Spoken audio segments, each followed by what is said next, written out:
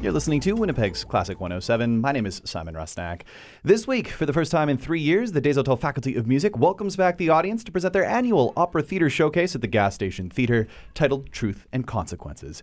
To hear more about this year's return production, I'm joined by vocal program head Mel Braun, alongside fourth-year vocal performance major Ian Olson. Good morning to you both. Morning. Hello. Thanks for having us. Hey, thanks for being here. Mel, 3 years away. How excited are you to return? Just a little bit. Yeah, it's wonderful.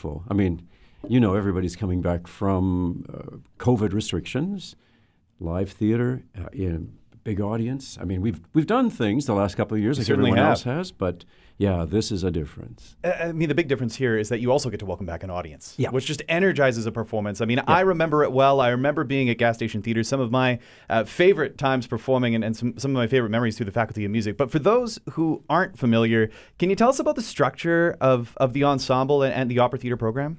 Yeah, it's a program that involves everyone from first to fourth year. So typically we do 5 scenes in an evening, and we cast them according to the progress level of the singers. So first-year students, we're not going to make them sing Mozart excerpts because it takes a bit of time.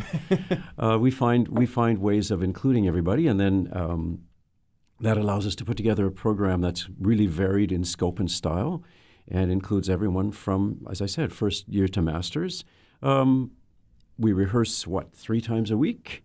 And starting in the fall, working through to now, and always cap it off with some kind of a theater show, whether it was low-key, like the last couple of years with COVID, or now going back to the Gas Station Theatre for the full experience. It all culminates this week with these 2 performances. Ian, you must be so looking forward to this. Yeah, I mean, I've been here for 4 years now, and we had 2 years off pretty much. So coming back to have a full audience, hopefully. I think we have seats for 200 plus in the Gas Station Theatre. So that's bigger than the John Conklin, which we had in our first year. I'm really excited to see that many people filling up the seats and cheering us on in our endeavors. It had been really hard not to get to perform. So this is really fulfilling and shows us why we're doing what we're doing. Let's chat, before we get to the roles that you're going to be performing, let's chat a little bit about yourself. You're a fourth-year performance major, originally from just south of the border, is that right? Yeah, from the Fargo-Moorhead area. I came up here because my cousin used to be a professor in geology department of all things, and she recommended, she said, hey, we've got a music faculty at our school. You want to check it out? So here I am 4 years later, and it's been smooth sailing ever since, I like to say.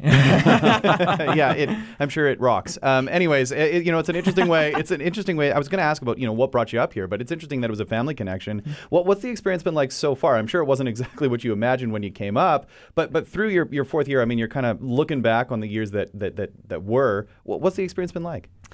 It's been a very international experience. Fargo is a pretty bland place for culture as far as I'm concerned, but it's been a really good experience to see people from all over the world and to get to work with different artists from all over the world. That has been a really diverse experience for me, and I've really taken a lot out of that.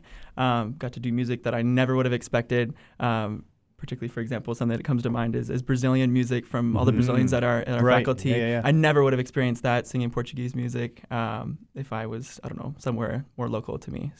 So let's talk about the music that you're going to be performing this week. You're in a couple of scenes, is that right? What are you going to be performing? Yeah, I'm going to be Dr. Eisenstein in Die Fledermaus, as well as Idomeneo in the title role Idomeneo of Mozart's opera. In Die Fledermaus, we're looking at a plot of an ensemble cast of characters. They're going to try to deceive each other in their own ways and try to escape their commitments, be it work or marriage. But they all end up at the same party, yet they didn't know it at the beginning.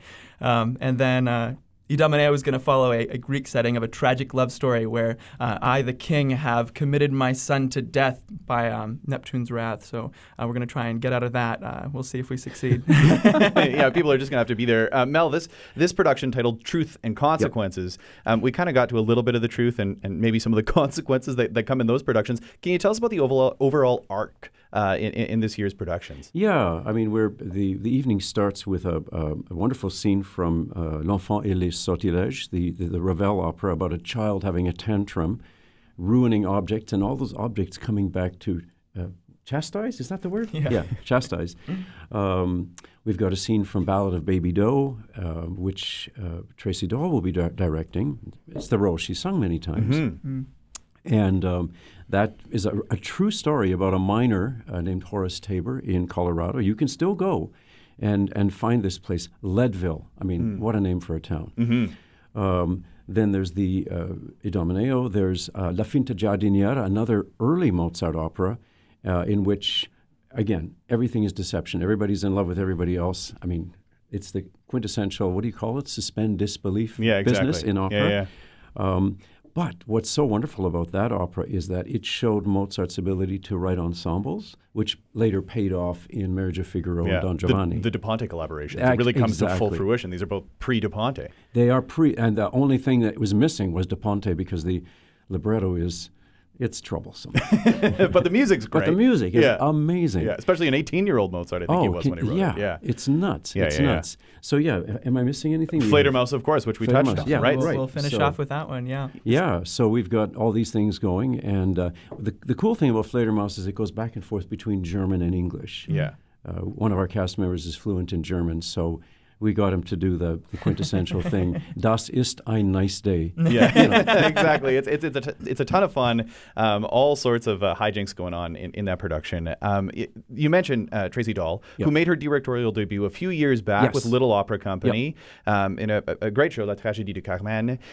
She'll be directing Douglas Moore's Ballad of Baby Doe. These scenes are typically led by Catherine Twaddle, who's on research leave. Yep.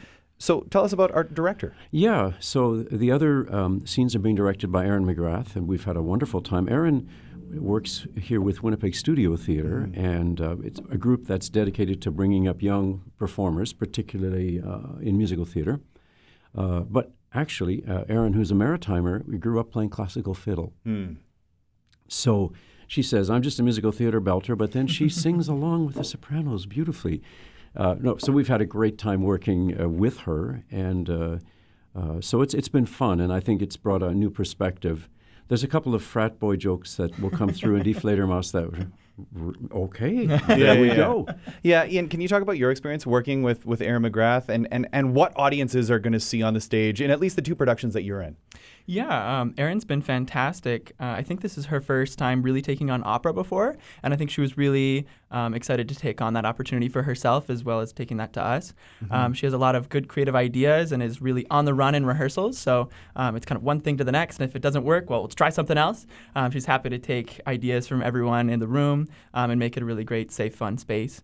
And then for the performances themselves, she's made it a bit modern. I think, for example, Fledermaus originally is set around turn of the 20th century in Vienna. I think we can still take ourselves there, but we've taken it to a modern perspective. And Aaron has kind of put that into a lot of the scenes, I think. So very, very fun. So there are two performances to check out on the 16th and 17th. That's coming up Thursday and Friday at the Gas Station Theatre. Tickets are just $12 for students. Ian, I mentioned you can have a few friends in the audience. I think so. Yeah.